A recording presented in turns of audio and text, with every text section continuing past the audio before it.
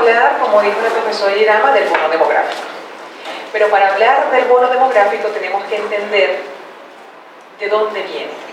¿De dónde viene ese concepto? ¿Y por qué se genera este comportamiento de la población? Entonces, en principio voy a hablarles de esa transición, de la evolución que ha tenido la población venezolana en el contexto de América Latina, porque no podemos dejar a Venezuela sin ver qué es lo que está pasando en el contexto latinoamericano. Para la época de la colonización, nosotros en Venezuela teníamos una población de casi 1 millón de habitantes.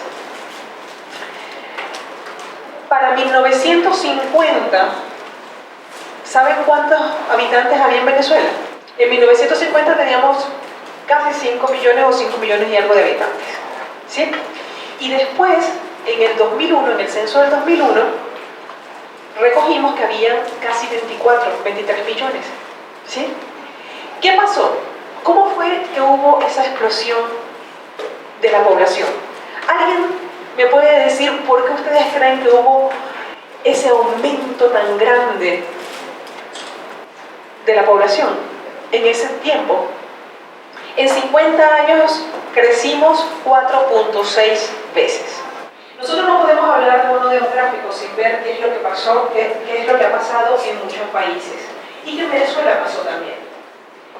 Teníamos en 1940 una tasa muy alta de mortalidad. Aquí se moría muchísima gente, porque primero, bueno, en 1940 todavía no teníamos ni siquiera la penicilina, ¿sí? La tasa de mortalidad infantil era súper alta.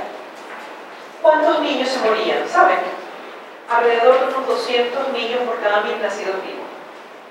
La mayoría de los niños que nacían no llegaban a la edad de reproducirse. Con lo cual, si había una mortalidad muy alta, las mujeres tenían muchos niños para reemplazar todos esos niños que morían. Por lo general, tenían 5, 6, 8, 10 y al final llegaban 3 a la vida reproductiva, o 2, o 1. ¿Sí? Entonces había una especie de equilibrio muy malo. ¿Por qué? Porque salían muchos, entraban muchos y se morían muchos. Es decir, había mucha natalidad y había mucha mortalidad. En 1940 empieza entonces a crearse el Ministerio de Salud, de Sanidad, empiezan a generarse algunas políticas de sanidad, vacunas, centros sanitarios, empiezan a generarse vías de acceso para los hospitales, vinculación entre las ciudades, urbanización. Viene entonces todo este auge del petróleo y la mortalidad empieza a bajar, ¿sí? Empieza a haber un avance en la medicina y toda esa medicina llega al país y la mortalidad empieza a bajar contundentemente. Pero la fecundidad no baja al mismo ritmo de la mortalidad, porque la fecundidad es un fenómeno que tiene que ver también con las mujeres, que tiene que ver también con la constitución de la familia, que tiene que ver también con la religión, que tiene que ver también con muchísimos aspectos que no están tan directas como salvar la vida de las personas. Entonces se mantienen los niveles de natalidad hasta un punto y luego empiezan a bajar. Empiezan a bajar por la incorporación de la mujer al trabajo, por el nivel educativo y por muchos aspectos que vamos a ver más adelante. Es decir, es un fenómeno multifactorial. Cuando la natalidad empieza a bajar, y fíjense, la píldora anticonceptiva salió en 1962, años más tarde llegó a Venezuela, y eso marcó una pauta. No es el único factor, por supuesto, pero marcó una pauta. Fue la primera vez que la mujer pudo decidir si tenía o no tenía hijos. ¿Okay? Más tarde entonces empieza y cae la natalidad. Y la mortalidad sigue un ritmo en descenso bien acelerado. ¿Cómo? La natalidad continúa un tiempo y la mortalidad desciende. Es lógico pensar que si nosotros Ya no nos morimos tanto porque desciende la mortalidad, tenemos mayor esperanza de vida y las mujeres continúan ese mismo ritmo, se acumula una población en un momento determinado. Y es este momento que estamos hablando. Fíjense que la curva del crecimiento natural de la población está justo aquí. Se acumula una generación que es el resultado de esos avances científico-médicos y avances de urbanización y avances de políticas gubernamentales y avances de muchísimo tipo, con esa bajada lenta de la fecundidad. Ya por primera vez en la historia, los niños tienen una alta probabilidad de llegar a una vida, a una edad reproductiva. ¿Cuántos hijos tenía la abuela cuando tenía 23 años? ¿Cuántos hijos tenía mi mamá cuando tenía 23 años? ¿Cuántos hijos tenía yo cuando tenía 23 años? Y allí ven en su familia el cambio en el comportamiento de la fecundidad. El bono demográfico entonces va a ser, es muy difícil, por eso es que dicen que es un fenómeno irrepetible. Hay un comportamiento mundial y yo quiero ubicarles qué pasa en Venezuela en el contexto mundial y luego qué pasa en Venezuela en relación con América Latina. El bono demográfico, la base, tiene que ver con el aumento que hemos tenido progresivamente de la esperanza de vida y la disminución contundente que hemos tenido en un indicador que es básico y fundamental, que se llama mortalidad infantil.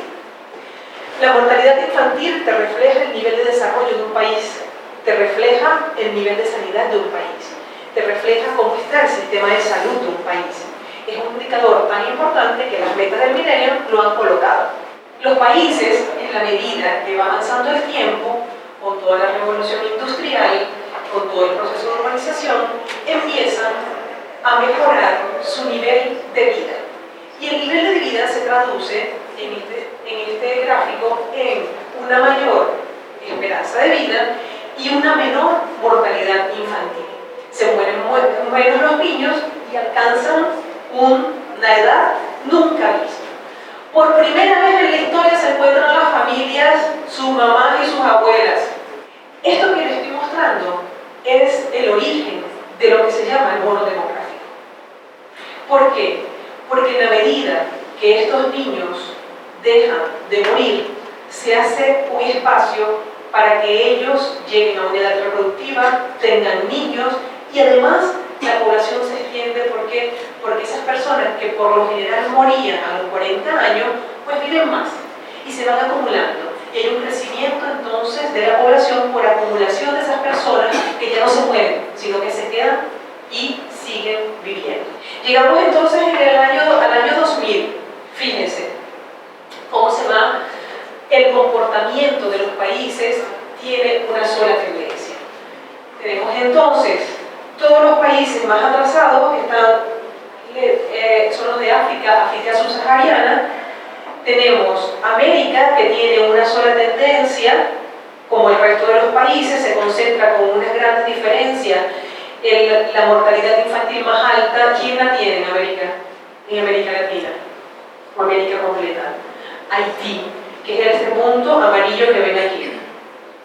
Pero vemos que la mayoría de los países de América se encuentran unidos en una tendencia de disminuir esta mortalidad infantil y alargar la esperanza de vida.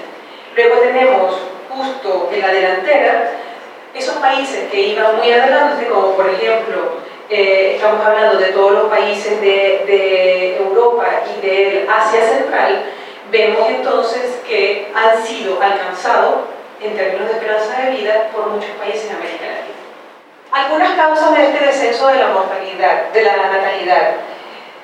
Aquí hemos hablado, uno de los compañeros aquí dijo, la migración del campo a la ciudad, el uso de métodos anticonceptivos, el deseo de mejorar la calidad de vida, la integración de la mujer al mundo laboral, el coste de la crianza y la educación de los niños. Antes los niños se traían o se tenían en la época antes de la época industrial un poco para trabajar en el campo. Ahora los niños están vistos, se ven desde un punto de vista afectivo, no los ponemos a trabajar, y también se debe este comportamiento a una pérdida de sentido religioso.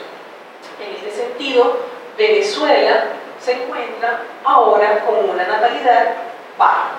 ¿Por qué? Porque está por debajo del 15%.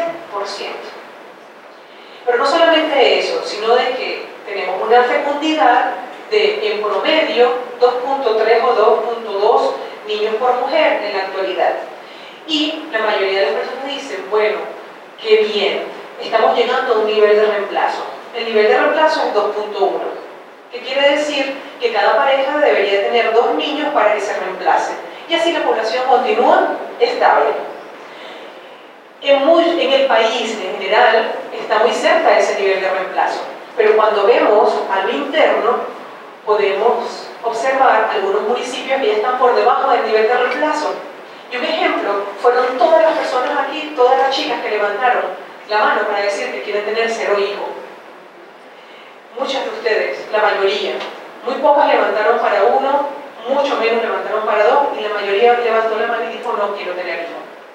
Esa decisión de no querer tener hijos hace que ese nivel de reemplazo caiga. Por ejemplo, hay municipios, aquí incluso en el distrito metropolitano, donde el nivel de reemplazo está en el mismo nivel que Japón.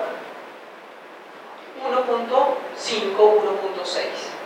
No se reemplaza la población. Pero, ¿esto qué quiere decir? Si no se reemplaza la población, es que empezamos en un momento, en el futuro, vamos a empezar a perder población. El problema no es el hecho de perder población, el problema es que la población que esté tenga un nivel y calidad de vida.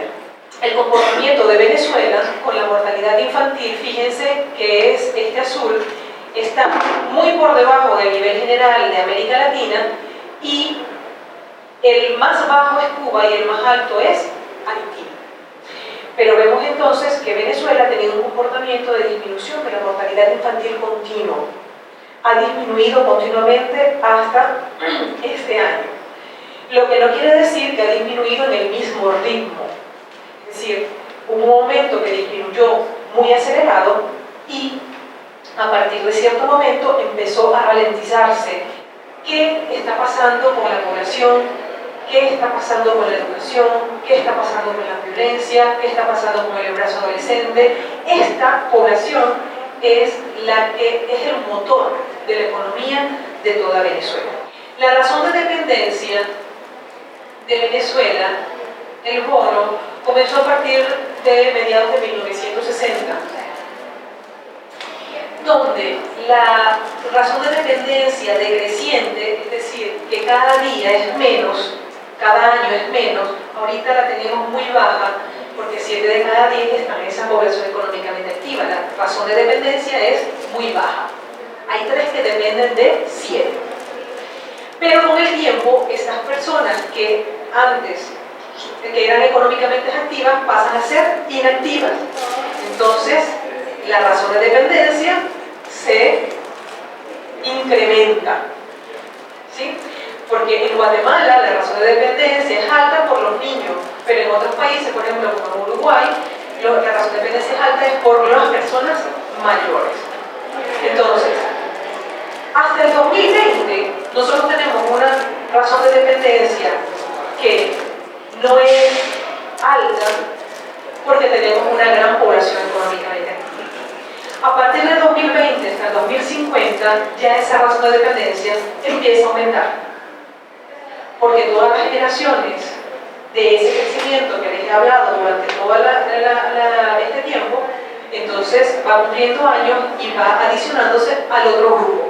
Se pasa hablando de las personas inactivas, entre comillas, aunque pudieran tener como lo que llaman por ahí un segundo debut, que trabajen aún siendo jubilados. Para cerrar esto, trajo un mensaje de Andrés Bello, uno de los más brillantes pensadores de Venezuela. Y tengo que cerrar con este mensaje porque es un mensaje que tiene que ver con la labor que yo hago y con la esencia de lo que se necesita para aprovechar este bono demográfico. Y él dice, esto fue en 1842, yo ciertamente soy de los que miran la instrucción general, la educación del pueblo, como uno de los objetivos más importantes y privilegiados que pueda dirigir su atención el gobierno. Ahí está una de las soluciones. ¿Qué necesitamos para aprovechar este bono demográfico? Diversificar la educación. Tenemos que incluir y diversificar la educación. De igual manera, pienso que el hecho que todos los jóvenes que sean conscientes de que estamos viviendo un momento extraordinario en nuestro país hace que cada uno tenga conciencia del momento en que vive, de la generación que vive. Esto ya es desde el punto de vista macro, es decir, un pensamiento, una política pública, dirigir una propuesta de políticas públicas.